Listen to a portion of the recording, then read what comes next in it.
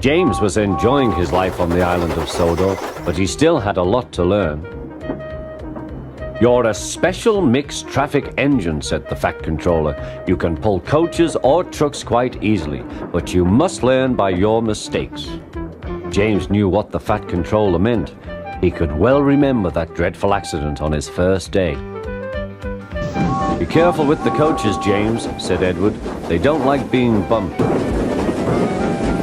Everyone came to admire James. "I'm a really splendid engine," he thought, and suddenly let off steam. A shower of water fell on the Fat Controller's nice new top hat. Just then the guard blew his whistle, and James thought they had better go. Go on," he puffed to Edward. Don't push," replied Edward. The coaches were grumbling too. Don't go so fast! Don't go so fast!" But James didn't listen.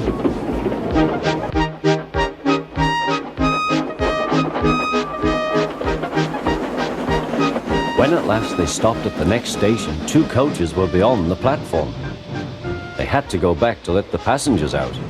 But no one seemed to know about the Fat Controller's top hat, though James felt happier.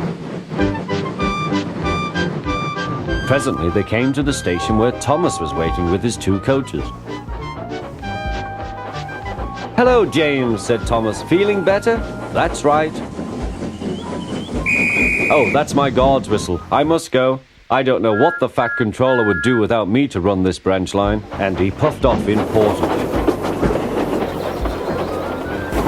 Edward and James passed the field where James had had his accident. The fence was mended and the cows were back again.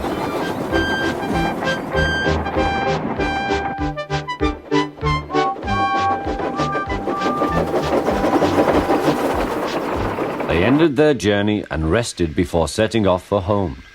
James was still wondering what the Fat Controller would have to say about his top hat.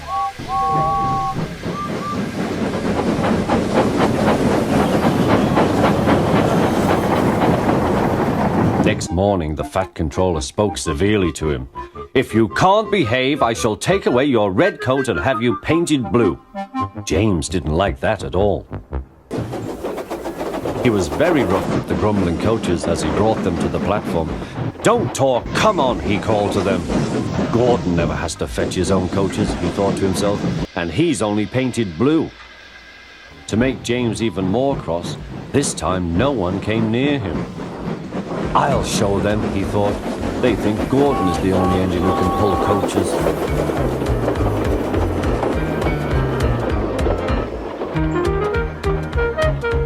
"Hurry, hurry, hurry," puffed James. "You're going too fast, you're going too fast," replied the coaches. James laughed and tried to go faster. The coaches wouldn't let him. "We're going to stop," they said. "We're going to stop."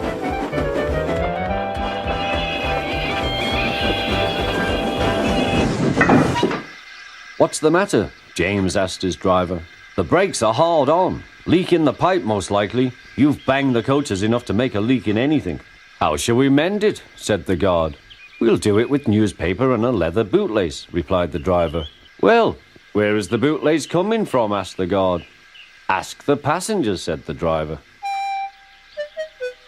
"You have a leather bootlace there, I see, sir," said the guard to a smartly dressed man. "Please give it to me." "I won't," said the man. "Then," said the guard, "I'm afraid the train will just stop where it is." The passengers all said what a bad railway it was. Then they told the man how bad he was instead. Everyone was very cross. At last he handed his laces over. The driver tied a pad of newspaper tightly round the hole in the brake pipe, and James was able to pull the train.